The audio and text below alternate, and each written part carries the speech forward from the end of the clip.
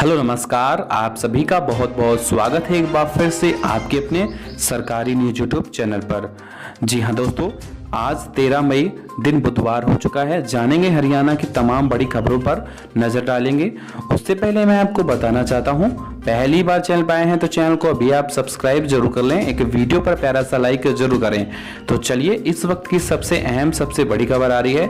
सबसे पहले जान लेते हैं हरियाणा की कोरोना अपडेट को। तो जैसा कि हरियाणा में कोरोना के संक्रमितों की संख्या तेजी से बढ़ रही है। आज जो संक्रमितों की संख्या है 780 पर पहुंच गई है, जिसमें से 342 लोग यहां पर रिकवर्ड हो चुके हैं। अभी 427 लोग एक्टिव हैं और आपको बता दें कि 11 लोग की मृत्यु हो चुकी है। इसी के साथ बता दें, गुड़गांव में एक साथ 16 पॉजिटिव केस मिले हैं, जिसके साथ ही गुड़गांव में कुल पॉजिटिव केस की संख्या 161 तक पहुंच गई है। गुड़गांव में मई महीने के 12 दिन में ही 104 केस देखने को मिल चुके हैं। इनमें सबसे अधिक सब्जी मंडी खांडसा के केस शामिल हैं। अंबाला जिले में एक दिन पहले ही हुआ कोरोना मुक्त, लेकिन फिर से एक केस आने से जिले में हड़कंप सा मच गया है। इसी के साथ आप सभी के लिए एक और बड़ी खबर आ रही है, झज्जर से आ रही है। 50 दिन बाद बहादुरगढ़ में एक बार फिर से फैक्ट्रियां शुरू कर दी गई हैं। प्रवासी श्रमिकों को रोजगार फिर से मिलना शुरू हो गया है। 1200 से ज्यादा फैक्ट्रियों में काम शुरू हो गया है। उद्यमियों ने ऑनलाइन परमिशन हासिल कर काम शुरू कर दिया है। दरअसल हरियाणा सरकार ने उद्यमियों को काम शुरू करने की हिदायतें दी थी। इसके पीछे एक कारण ये भी था, प्रवासी श्रमिकों का पलायन रोका जा सके। फैक्ट्रियों में काम शुरू होने से श्रमिक भी खुश हैं। श्रमिकों का कहना है कि अब काम शुरू हो गया है, अब तो घर नहीं जाएंगे। जी हां, और बड़ी खबर आ रही है, हरियाणा में मौसम विभाग ने हाई अलर्ट जारी किया है। हरियाणा वासियों को गर्मी से मिलेगी राहत, 14 मई तक बूंदाबांदी और अंधड़ के आसार। पश्चिमी विक्षोभ के चलते हरियाणा में 14 मई तक मौसम परिवर्तनशील रहेगा। बारिश, अंधड़ और ओलावृष्टि का पूर्वानुमान जारी किया गया है। चौधरी चरण सिंह हरियाणा कृषि विश्वविद्यालय के अनुसार 30 से 40 किलोमीटर प्रति घंटा की गति से तेज हवाएं चल सकती हैं।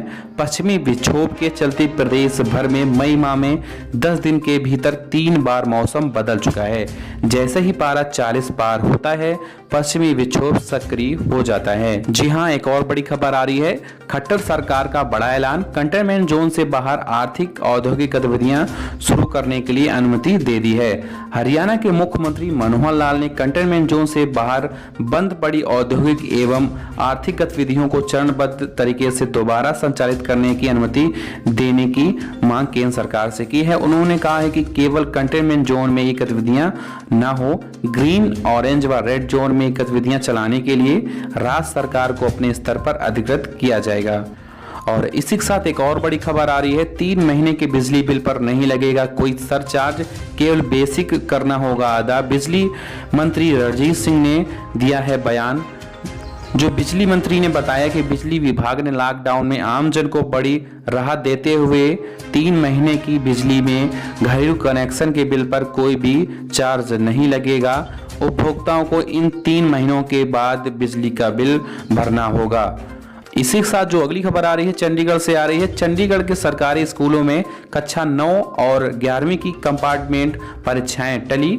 चंडीगढ़ के सरकारी स्कूलों में कक्षा 9 और 11वीं की कंपार्टमेंट परीक्षाएं 15 मई 2020 से आयोजित की जानी थी, पर सूचना मिली है कि परीक्षा को अगले नोटिस तक के लिए टाल दिया गया है। इन कंपार्टमेंट परीक्षाओं के लिए 4450 छात्रों को उपस्थित होना। उम्मीदवार अधिक जानकारी के लिए इसकी ऑफिशियल वेबसाइट पर विजिट करते रहें और नई तारीखों की घोषणा जल्द ही वेबसाइट पर की जाएगी। जी हां, खट्टर सरकार का अहम कदम, 5 ट्रेनों और बसों के माध्यम से लगभग 11,000 से अधिक श्रमिकों को उनके गंतव्य स्थानों के लिए रवाना किया गया है।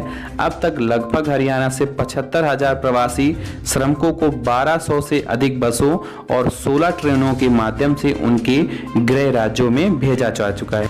गुरुग्राम जिले की ग्राम पंचायत पड़ला ने कोरोना वायरस से लड़ाई में सरकार को दान देने का रिकॉर्ड तोड़ दिया है। सरपंच मुनीश देवी ने कोविड-19 महामारी से निपटने के लिए 21 करोड़ रुपए की रकम रिलीफ फंड में दी है।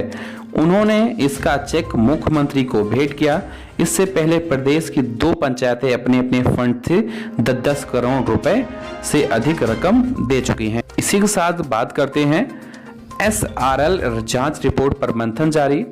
मंत्री अनिल विज बोले होटल में क्वारंटाइन नहीं होंगे संक्रमित। हरियाणा सरकार कोरोना संक्रमित मरीजों को घर पर क्वारंटाइन करने के हक में नहीं है।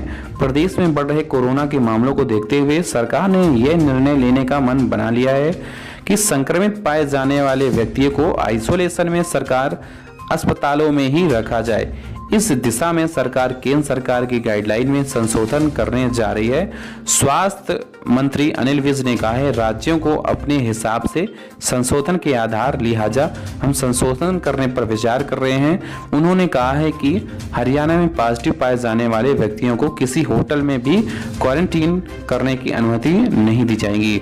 तो जैसा कि आप सभी के लिए हरियाणा की तमाम बड़ी खबरों को विस्तार से पेश किया। अगर खबरें अच्छी लगी हो तो शेयर करना, पहली बार चैनल पर आए हैं तो चैनल को भी सब्सक्राइब करना। धन्यवाद। नेक्स्ट वीडियो में तब तक